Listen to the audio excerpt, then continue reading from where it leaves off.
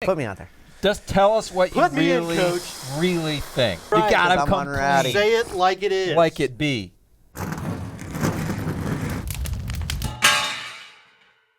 Welcome back to the Rowdy Studio. I'm still Buzz Cutler. That's still Bass Masters. Yes, and lo I and am. behold, that's still JJ Yeley. Haven't changed. You haven't changed? No. You know, change is good. It's healthy, JJ. We You could have should done a embrace wardrobe change, but we decided against that. Yeah. Because we want to talk about Kyle Busch. Yeah, Let's we want, talk we about want Kyle you to You talk raced about against Kyle. You want Kyle. me to talk about Kyle Busch. You Awesome. raced against Kyle. You know that guys do retaliate against other guys out there, but this was a particular situation. He did it in a particular way, and he got his butt parked. What just gut reaction when it happened? What do you think now upon reflection? Just lay it all out there for us, JJ. Reflection for me, reflection for him.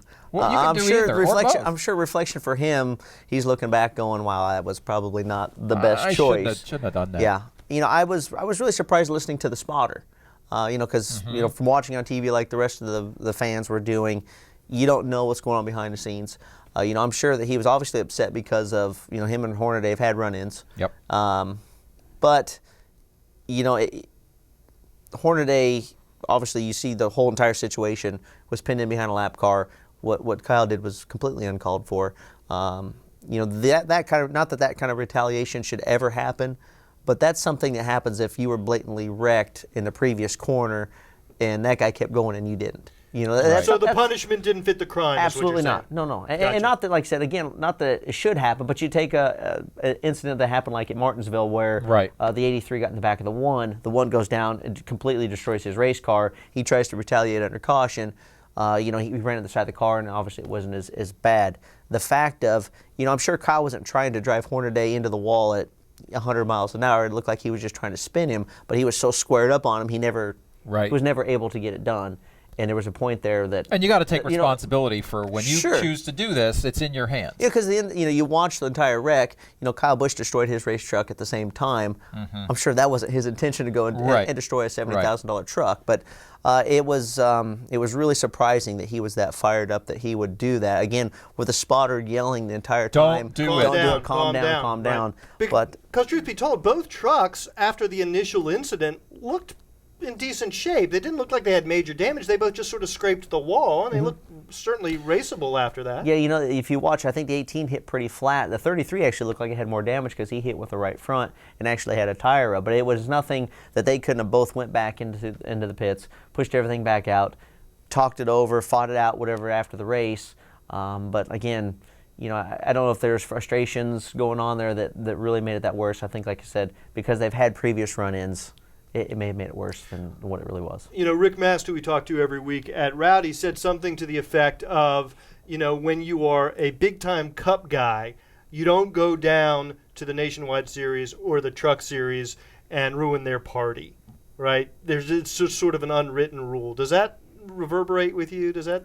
Well, not really, only because Kyle Busch is also racing for a championship with his truck. I don't think they were too far behind with the 18 points. So, I mean, it's different than him just showing up, moonlighting, if you will, to go win a truck race. He still had a job that he was trying to do by winning a championship for his team. Again, he lost complete sight of that once he started pushing a 33 and the whole mess went down. But it is a different situation because he owned the truck. He races a lot more often. Mm-hmm. It's different than, Kevin Harvick or one of those guys showing up and only running 3 or 4 races. And I don't even know that Kevin's the right one because he races more than that. But if you have a guy who just shows up like Tony Stewart that races 2 or 3 nationwide races a year, to go out there and do that would be a different situation. Gotcha. Now let me ask you this. NASCAR's reaction was pretty strong. Did that surprise you at all? Because we have seen guys wrecking each other on purpose, and it seems like sometimes they don't even get called to the hauler. Now you got a guy who's obviously the action was pretty egregious. Sure. Did it surprise you at all that it was like, okay, dude, you're parked? Did that surprise you? Were you like, wait? No, it didn't surprise me, and I don't think it really surprised anyone. I think the situation that probably surprised people the most was the Carl Edwards Keselowski accident, but that was under green, and obviously you could see Carl had white gloves on, so you could see that he kind of turned into him and made it a little more obvious. But so the fact never wear white gloves when you're trying to yeah, when you're trying to take another guy out. I think because it was under caution, the severity of the hit, really showed that, it was bad. And I think mainly because Kyle pushed him, a quarter of the way around the racetrack before they finally had an accident. Right. Was the fact of there was enough time there that So it was just something so blatant, should have something. so premeditated. Absolutely. He was like a pit bull, man. He clamped down on that car and just wouldn't let it go. Sure. I mean, And I'm sure a lot of it stems from, Kyle already has that reputation of being a guy who doesn't really care what people think. He's going to go out there and do it. Right. I'm sure his interview that he did after the race probably didn't help him either. If he could have showed a little more remorse, they might have been lighter on him for the fact that it didn't happen. I mean, obviously I can speculate to everything, and I don't know Right. exactly what NASCAR was thinking, but Right. to me, those things add up.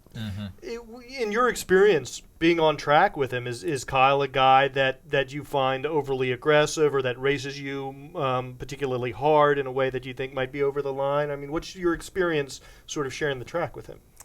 I mean, obviously he races aggressive, but most of the guys out there do. Sometimes you'll get caught by a guy and you'll move over and you'll show, the respect of not racing a guy when it's not time to race. And, most of the guys, if it's a Jimmy Johnson or Jeff Gordon, they'll give you a wave like, hey, thanks, appreciate that. You don't always get that out of Kyle because I think he expects it more. But, just like anything else, you have to go out there with a fight in your belly that you want to go out there and be the best guy out there. Sometimes it just shows a little bit more. What about, JJ, the difference between sort of losing your temper, emotion, snapping, and taking a guy out, and the more calculated, I got to protect myself, I got to exact retribution? I mean, is there a difference there? Do drivers have that sense, sort of the elephant's memory, I never forget, and I owe this guy one, and that kind of thing? Can you describe the difference of that at all? I think it just comes down to driver personality. I've had run-ins with guys, and obviously I remember those instances, but at the same time, I know that there's 30, 40 guys back at the shop that have to rebuild that race car, that have to go through all the work that the same, if my guys have to do, that's not fair to those guys to do. So sometimes it's better to maybe go and confront the driver You'd rather afterwards. do it in person as opposed to with the It's more fair that way, car. and it's only because the way I was brought up through racing. I drove for my family for a long time, and the teams are in for it didn't have a lot of money. So if I went out and tore up a bunch of race cars, that just meant I wasn't going to get to go race next week. So I Right. learned respect for my equipment, and it's something that's just kind of stayed with me through my career. So you'd rather just let somebody hold your watch and go. There you go. All right. JJ Yeley, right here in the Rowdy Studio. I'm Buzz Cutler. That's Bassmasters. Thanks for watching. Rowdy, talk it like it be. Talk it like it be was the other line we were thinking. We were going to go with talking like it be, and that got overruled for some reason. Say what like it is. Rowdy.com.